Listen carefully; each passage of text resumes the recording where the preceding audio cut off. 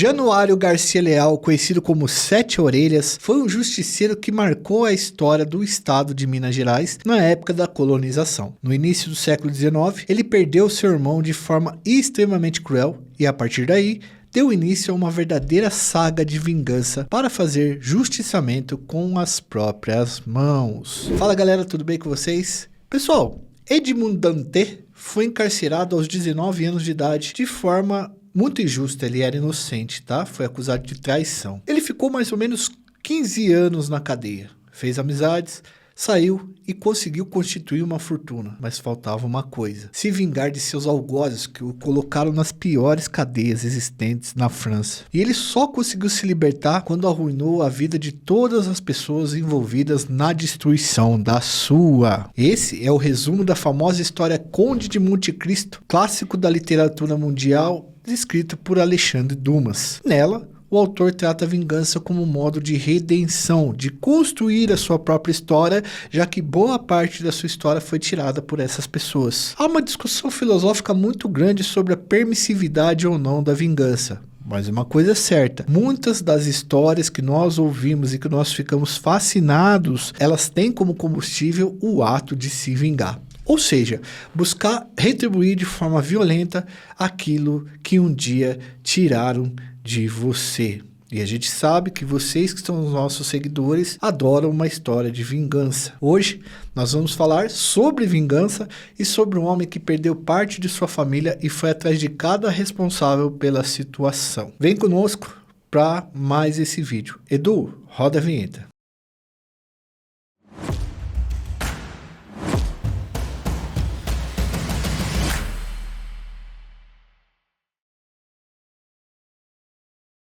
Galera, a promoção Black Insider chegou e você não pode perder por essa. Com o cupom Iconografia 15 você pode somar até 40% de desconto no seu carrinho, rapaziada. É isso mesmo que eu acabei de falar, 40% de desconto. O Edu já colocou o QR Code na tela e o link tá na descrição para você não perder tempo. A Insider, galera, eu nem preciso ficar apresentando aqui, mas ela fabrica as roupas masculinas e femininas com tecido tecnológico muito mais confortável e durável que as roupas de algodão. A sensação de conforto ao vestir é outro nível e você não vai querer saber de outra marca.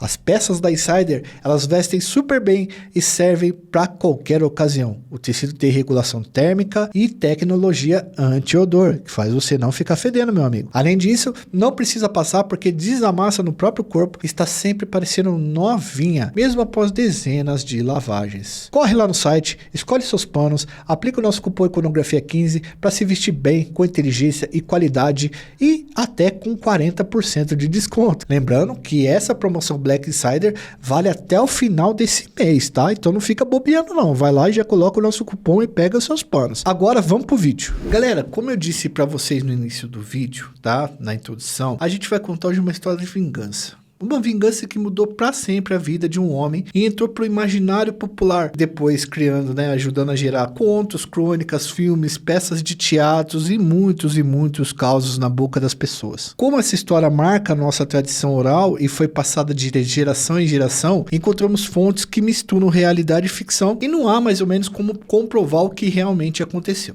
A gente sabe que esse cara existiu, mas existem muitas histórias contadas em relação a ele. Então, ao mesmo tempo que ele é uma figura que existiu, ele é um mito também. Essa história de hoje é sobre um personagem que ficou conhecido como Sete Orelhas e viveu em Minas Gerais. Para contar a trajetória desse homem, tomamos como base as obras Sete Orelhas de Luciano D'Alessandro e Na Pele de Januário, Os Sete Orelhas de Eudes Magalhães Júnior. Jurisdição dos Capitães, a história de Januário Garcia Leal, Os Sete Orelhas e seu bando, de Marcos Paulo de Souza Miranda. E o documentário Os Sete Orelhas, Herói Bandido, de Bruno Maia. E o artigo também, você viu que a gente usou muita coisa, Redutos de Dominação, Bandoleira nos Sertões do São Bento do Tamanduá. O caso de Januário Garcia Leal, Os Sete Orelhas, de Rodrigo Souza Oliveira. E também o podcast Café com Crime, que a gente indica muito para vocês, que vocês escutem. Então já deu para ver que a gente fez um trabalho robusto de pesquisa. Esse roteiro é da Adriana, depois eu fiz dei uma olhada nele, eu modifiquei algumas coisas e coloquei algumas coisas, mas assim, talvez seja o vídeo daqui mais completo que vocês vão ver do nosso canal, sobre um personagem que tá na mitologia popular. Pessoal, para entender essa história, a gente precisa precisa voltar para o período colonial e entender como se deu a distribuição de terras em nosso país. No início do processo de colonização no Brasil, lá em 1500 e pouco, a corte portuguesa implantou aqui um regime que a gente chama de capitanias hereditárias, dividindo o território brasileiro em unidades administrativas que eram demandadas por capitães donatários. Então os caras dividem o Brasil em várias partes e dão essas partes para alguns nobres que ficam responsáveis por ela. Nessa época, Minas Gerais era uma capitania e os seus municípios contavam com capitães de ordenanças, que representavam a força militar responsável por garantir a ordem, como se fosse um delegado. Esses capitães de ordenação não tinham formação militar, eles eram civis e comandavam ações militares internas, garantindo a segurança local. Para ser um capitão de ordenança, era preciso ser o que nós chamamos de um homem bom. Homens bons eram aqueles bem aceitos pela sociedade e pelo governo, gente que tinha dinheiro, mais ou menos, tá? E essa aceitação passava por questões de cor, ascendência, estado civil, ocupação, fortuna pessoal. Já sabe, né? A pessoa precisava ser branca, ter dinheiro e ter prestígio. O personagem sobre o qual vamos falar aqui foi nomeado como capitão de ordenanças do distrito de São José e Nossa Senhora das Dores, hoje o município de Alfenas, e ele foi nomeado em dia 21 de janeiro de 1802. Existe esse documento. O seu nome era Januário Garcia Leal e ele era dono de uma fazenda chamada Fazenda Ventania, que ficava localizado no sul de Minas Gerais. Januário Garcia Leal era filho de Pedro Garcia Leal e Josefa Cordeiro Borba. Seu pai veio do arquipélago de Açores, na Ilha do Faial, na época do ciclo do ouro, momento em que muitos açorianos vieram para cá. No Brasil, ele casou-se com Dona Josefa e o casal passou a viver na capitania de Minas Gerais. Nessa capitania, eles tiveram 9 filhos e construíram a sua vida na fazenda de Formoso. O quarto filho de seu Pedro e Dona Josefa era Januário Garcia Leal, personagem principal da nossa história. Ele cresceu na fazenda ao lado dos seus irmãos, casou-se e teve 2 filhos, sendo nomeado capitão de ordenança em 1802. Januário Garcia Leal era respeitado na região e reconhecido como um homem justo e bem-sucedido. Na Fazenda Ventania, Januário vivia tranquilamente com sua família e seus escravizados, mas um acontecimento terrível mudou para sempre a sua vida e transformou completamente a sua história. Ao lado da propriedade do Januário, que ele vivia, do seu pai, da sua família e tal, mudou-se uma outra família, a família Silva, tá? Que tinha uma reputação bem ruim, eram pessoas que eram mal vistas assim. E esses caras estavam sempre metidos em conflitos. Eram caras que gostavam de resolver tudo na violência, tá? Eles faziam coisas ilícitas para conseguir, inclusive, o que queriam. Nessa época, as disputas por terra eram muito comuns. Era comum também resolver essas disputas na base do tiro, tá? A família Garcia Leal viveu uma disputa de terra com a família Silva. O seu Francisco da Silva insistia em aumentar o espaço que marcava a divisa de sua propriedade e isso gerou até uma disputa judicial. Então, essa família Silva ela queria aumentar o pedaço da terra que ela tinha. Naquela época, a demarcação de terra ela não era feita por cercas. Na verdade, os caras cavavam um buraco em volta do local para definir, ó, esse lugar é meu e esse lugar é seu. A família Garcia Leal venceu a disputa judicial pela demarcação de suas terras, mas a família Silva não aceitou passivamente esse resultado. Então quer dizer que eles não aceitaram a justiça que foi decretada ali. Certo dia, enquanto Januário e seu irmão João Garcia Leal faziam cavas na divisa da fazenda para demarcar a propriedade, como eu disse para você, essas cavas eram esses buracos que eram feitos no limite da propriedade, os 7 irmãos Silvas apareceram e tentaram arrumar a confusão porque eles não engoliram a decisão judiciária. Januário e João, os 2 irmãos ali Leal, acabaram indo embora e combinaram que voltariam no dia seguinte para terminar o serviço. Então eles não queriam confusão com o Silva, eles falaram assim, mano, vamos embora que não adianta, tal, esses caras querem treta. Essas cavas, como eu disse para vocês, que eram usadas para demarcar a propriedade, fizeram a delimitação para a família Leal, mas a família Silva ela colocava terra nessas cavas para poder ela aumentar o seu espaço. Então, toda vez que os Garcia Leal iam lá cavar, os Silvas tampavam o buraco porque eles queriam fazer o aumento dessas terras. Os Silvas decidiram então se vingar da família Garcia Leal e João, irmão do nosso personagem principal, se tornou o alvo dessa vingança. Certo dia, João Garcia Leal vinha em seu cavalo por uma estrada de São Bento do Abade, quando foi cercado pelos 7 irmãos Silva. Esses homens atacaram João Garcia sem piedade. E aí, cara, essa é uma parte terrível. Eles arrancaram a roupa do Garcia, do João, prenderam ele numa árvore e tiraram a vida dele num modo muito pesado, tá? Além de feri-lo e amarrá-lo, pessoal, os algozes do João Garcia Leal esfolaram ele vivo, cara. Eles tiraram lentamente enquanto o cara tava vivo a pele do cara. Imagina a dor que isso não causa. Olha o ódio, a raiva que os caras tinham. Vocês conseguem imaginar o tamanho do peso que esse homem sofreu, da dor que esse homem sofreu e como essa morte bárbara impactou a família dele? Estão entendendo? Mas o impacto da perda da vida do irmão mudou para sempre a vida do Januário Garcia Leal. No Brasil colonial, galera, a justiça era ainda mais lenta do que é hoje, sobretudo em relação ao Código Penal, a justiça penal. Nenhum dos autores do crime foi punido, nenhum deles, tá? Saíram incólume. Januário Garcia Leal até buscou na lei uma forma de alcançar justiça pela perda da vida do irmão, mas não obteve o resultado esperado. A justiça mostrou-se indiferente à barbárie cometida contra João, então Januário decidiu agir por conta própria. E o que a gente sabe é que assim, pessoal, na época, a resolução através do conflito violento era uma parada que o Estado meio que fazia vista grossa. Então falou assim, bom, tirou a vida do irmão, os caras vão se acertar aí e tá tudo certo. Mas não é o que ia acontecer nessa fita. Tem um filme que é muito interessante, a gente até passa para vocês aqui, recomenda, que chama Abril Despedaçado. Se eu não me engano, esse filme é do Walter Salles, mas eu posso estar errado, ou do Walter Carvalho, mas eu posso estar errado, tá? Porque eu não lembro o nome do diretor direito, mas é com o Rodrigo Santoro e ele fica responsável por vingar a morte do próprio irmão. Os caras penduram a camiseta cheia de sangue na varal e quando o sangue secar, ficar amarela a camiseta, ele precisa partir para fazer esse tipo de vingança. Então o Estado brasileiro mesmo que ele fechava os olhos para algumas dessas coisas. E o Januário tentou em via judicial e não conseguiu. De acordo com uma matéria exibida pela IPTV, tá, do sul de Minas, Januário Garcia Leal obteve autorização da coroa portuguesa para agir do modo que achasse mais justo em relação a esse crime. Então ele precisou ir até a coroa portuguesa, que era uma instância maior até que a justiça brasileira, e falar assim, mano, como é que eu vou desenrolar? Aí os caras falaram assim, mano, você se vira aí, beleza? E o que você fizer com esses caras, pode ficar tranquilo que a gente não vai processar. Até porque ele era capitão de ordenança. Então, a decisão do Januário foi fazer justiça com as próprias mãos. Vingança. Januário Garcia Leal se juntou ao seu irmão caçula, Salvador Garcia Leal, e ao seu tio,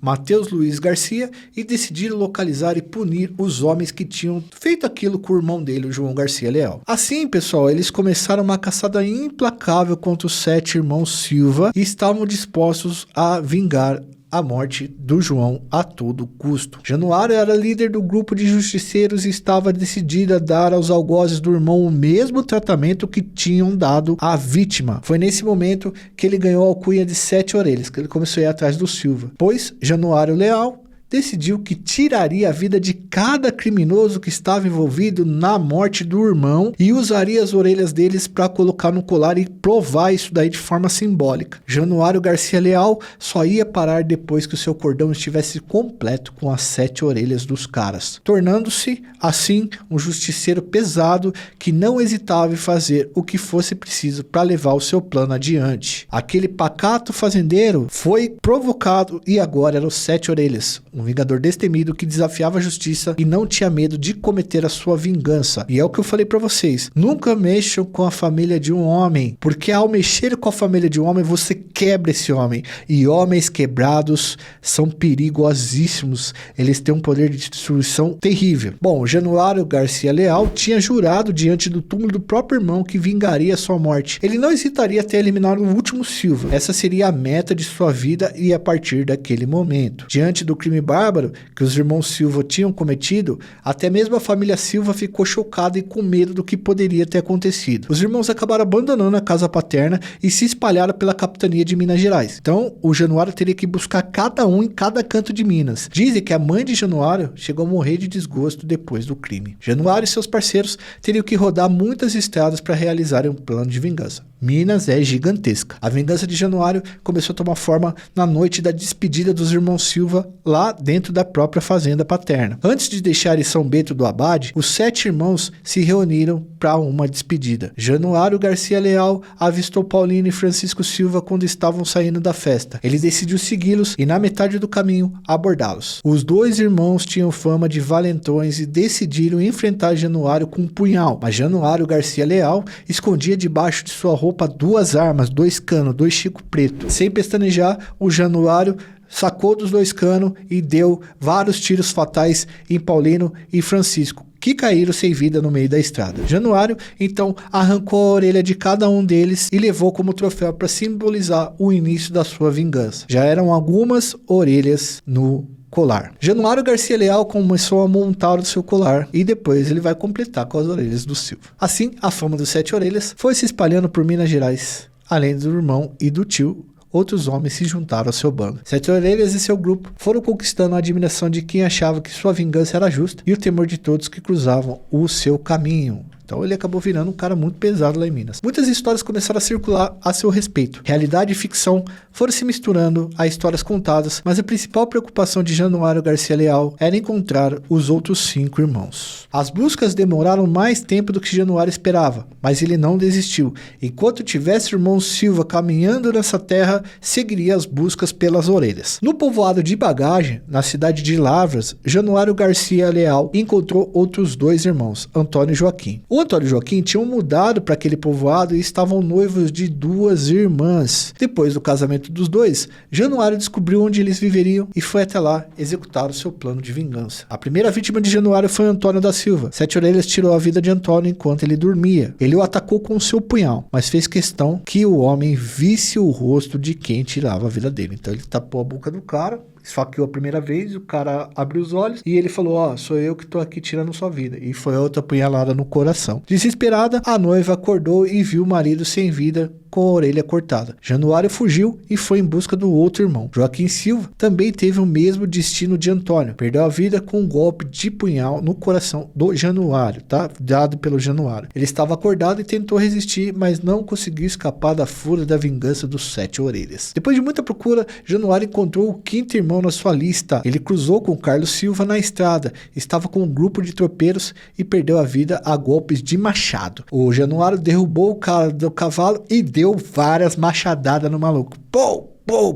Acho que não é esse barulho de machado, mas tudo bem. A cada irmão Silva que perdia a vida nas mãos de Januário, mais a sua fama crescia. Ele ia se tornando um mito, admirado por muitos e temido por todos. Por ordem de Dom João VI, na época o príncipe regente de Portugal, 7 orelhas passou a ser duramente perseguido pelas autoridades da capitania de Minas Gerais, mas nem essa perseguição o parou do seu objetivo. Como eu disse para vocês, nunca quebrem um homem. Um homem quebrado, ele tem um poder de destruição terrível. E ele continuou a busca para terminar o seu plano. O nome de Januário se tornou conhecido por toda a capitania e muitas histórias passaram a circular sobre ele. A escassez de fontes oficiais, pessoal do período, não nos permite comprovar tudo o que diziam se era verdadeiro. Lembrando, isso é uma coletânea de histórias. Há histórias que apresentam ele como um herói, um vingador que fez tudo na vida para conseguir justiça pelo seu irmão. Outras histórias dizem que ele era um fascínio, era sanguinário e que quem cruzava o seu caminho temia de medo e que os 7 orelhas ele não só tirou a vida do Silva, mas ele começou a tirar a vida de geral. E eu entendo que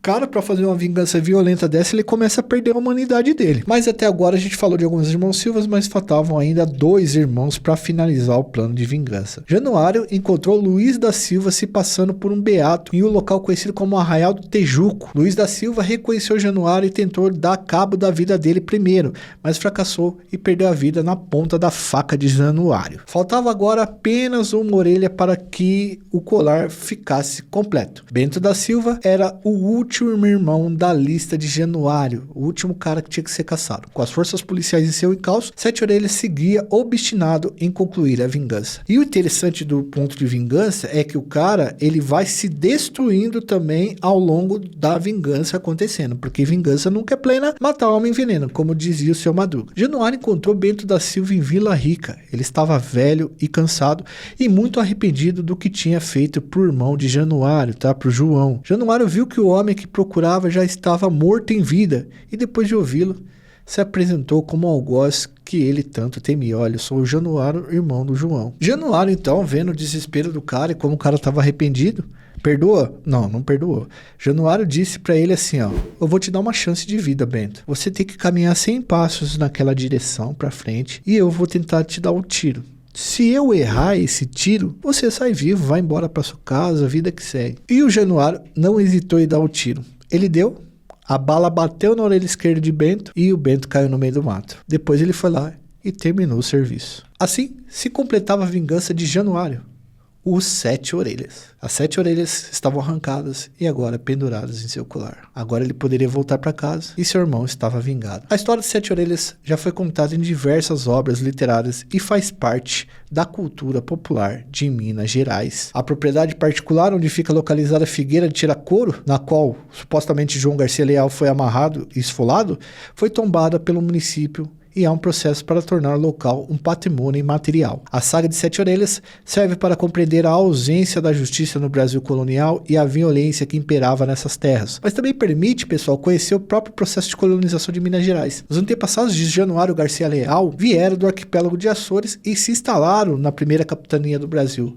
Foram os açorianos que trouxeram para o Brasil tradições como as festas do Espírito Santo, festa do Divino, Folia de Reis e elementos importantes da cultura católica e brasileira. A família de Januário fez parte desse período inicial de colonização do Brasil, mas foi com o justiceiro Sete Orelhas que Januário Garcia entrou para a história do país. Januário abandonou sua esposa, os seus filhos, o cargo que havia assumido, sua propriedade, para andar por 6 anos caçando os algozes do próprio irmão. Januário perdeu a vida em 1808. Nessa época, ele já tinha concluído o plano de vingança e tinha se tornado um comerciante. Ele passava por um curral quando um pedaço de madeira se desprendeu e atingiu a altura da sua orelha. Olha como é que o cara perdeu a vida. A madeira fraturou seu queixo e o seu crânio e provocou a sua morte. Terminava assim a trajetória de 7 orelhas nesse mundo. Para a comunidade onde Januário viveu, o que permaneceu na história é a visão de que 7 orelhas era um baita de um justiceiro que não media esforços para fazer justiça com as próprias mãos. Na Avenida Miguel Nasser, principal avenida de São Bento Abade, há um monumento em homenagem aos 7 orelhas, o que reforça que ele se consolidou como uma figura polêmica na história dessa região. Galera, gostaram desse vídeo? Eu achei que foi bem legal assim essa história. Deixa seu like, se inscreve no canal, ativa o sininho. Tamo junto, fui, valeu.